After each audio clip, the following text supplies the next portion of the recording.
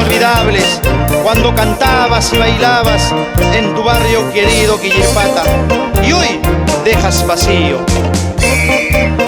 Los que se han ido dejan recuerdos, y los que aún estamos añoramos tu vivencia.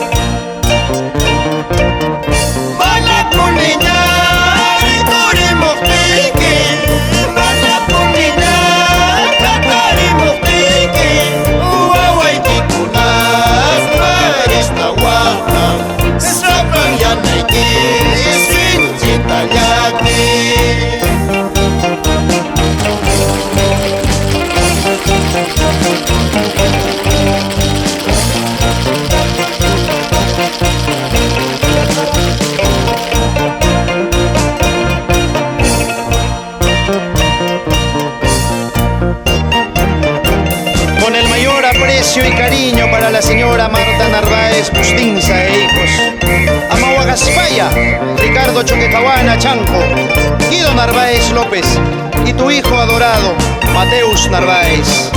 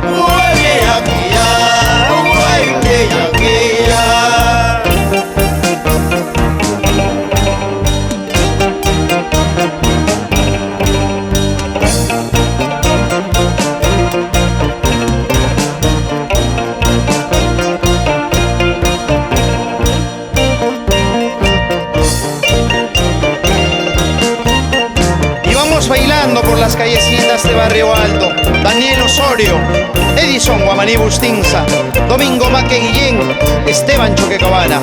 Baila, baila, anda bambino.